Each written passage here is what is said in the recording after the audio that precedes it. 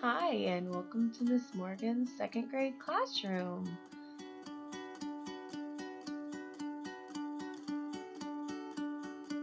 The classroom we're seeing today is actually a kindergarten classroom that I thought would work really great for my second graders also. So we can see that she has all the tables set up in different collaborative groups, which is obviously the way to go for elementary school. The things that are in the middle of the tables are actually where she keeps her table supplies.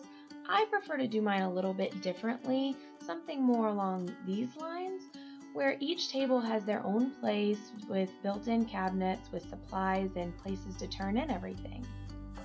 Here we see that she has her front board, and for second grade it's going to be a little bit more extensive, not exactly just colors and letters, although those are important. On the bottom there, she actually has all of that space utilized for her classroom rules. I think it's a little excessive for second grade to use that much space for rules, but for kindergarten it really makes sense because they need to know those. Now, I love the way that she has her classroom set up, especially my favorite is probably the library in the back corner over there. The library is just so welcoming and open for the kids, and it would just make you want to go over there and read.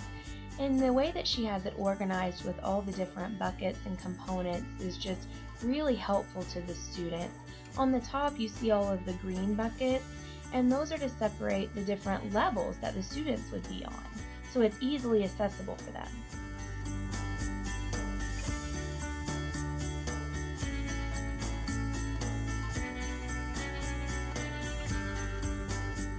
Now this space on the bottom of her bench is actually, I think, pocket fabrics that she uses.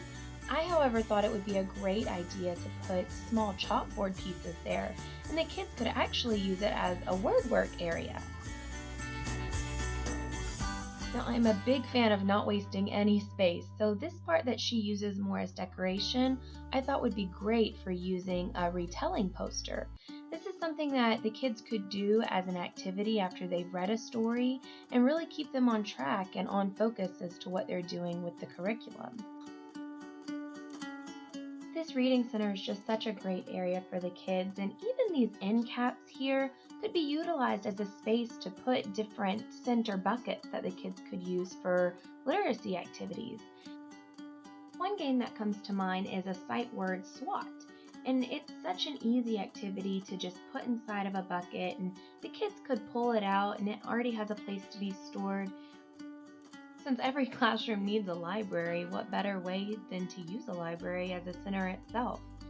This is a safe zone where the students can go and read independently, or they could work in groups with retelling or with literacy center activities.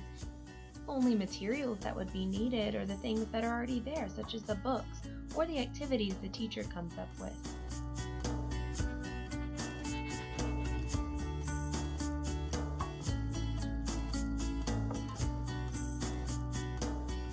Now this pink table that she uses here as just extra workspace for the students, I actually would want to make that the art center.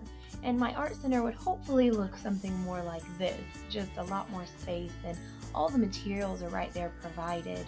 You could also have these small art traveling buckets in case it's a group work activity where it gets a little noisy. One activity that you could do at the art center is you could work on that retelling again. Maybe the kids could make some foil characters and then use those to recreate the story that they read at the literacy center. An activity like this allows the students to express themselves artistically, as well as keeping them on track with what's being worked on in class with the story retelling. This area she uses on top is so adorable, and I love it about her classroom. However, for second grade, I really think that something that's so much space needs to be utilized a little bit better. So I might use that for some of the anchor charts to help the students stay on track with what's being worked on in class.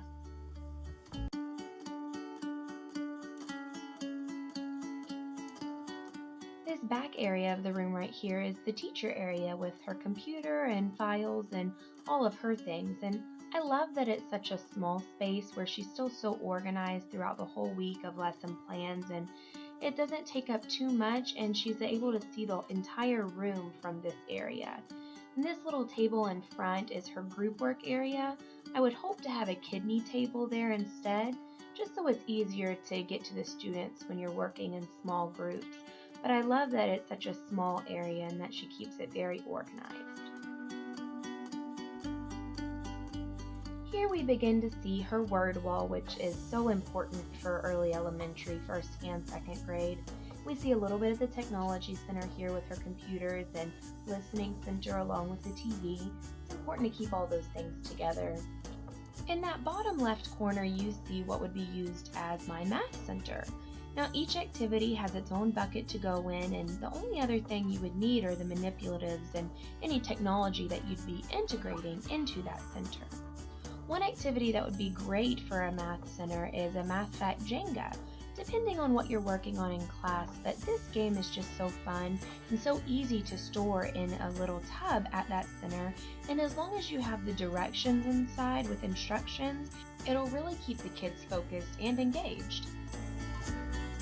Now we did say this is an ideal classroom, and in the ideal world we have a restroom and a sink right there for us. Now this area is for her cafe board, which she incorporates her balanced literacy in. So underneath is where she also has her literacy centers and her writing center. I, on the other hand, thought it would be a great place for a science center because it's right by the sink and it's also on the other side of the room as where the teacher's working with all of her students. And it can get a little noisy at science. I would prefer my science center to be something a little bit more open like this area though. They have all the supplies laid out, it's things that are going to draw their attention and reel them in, and it's going to make them want to participate in science.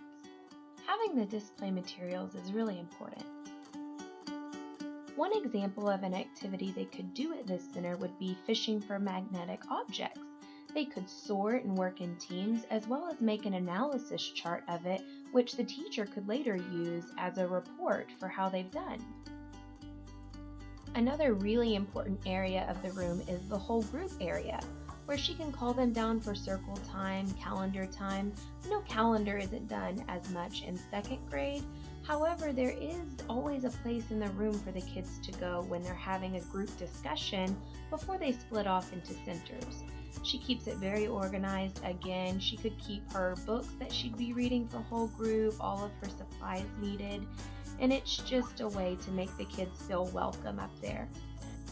Only thing I might change about this area is having a group rug for them. These are just a few more areas that you could add to your classroom as another technology center or possibly a dramatic play area for your kids to go and recreate or retell their own stories of what they've learned in class. When the students have the opportunity to go to all of these centers, they're addressing all of their developmental needs. They're cognitively engaged in every activity that they're doing. They are physically moving around the room and being mobile. And they're also working on those social and emotional development skills because they're always in groups, and even during independent work it's helping some that are lacking in that area. All center materials are going to vary depending on what the activity is for the week according to the teacher. However, you know that the library will need books, art center is going to need those simple art supplies, science will need the display items, and you're also going to need your manipulatives at the math center.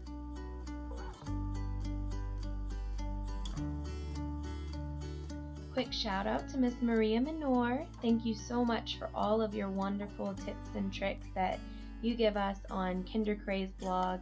They are so wonderful, and I hope that anyone that sees this will check it out.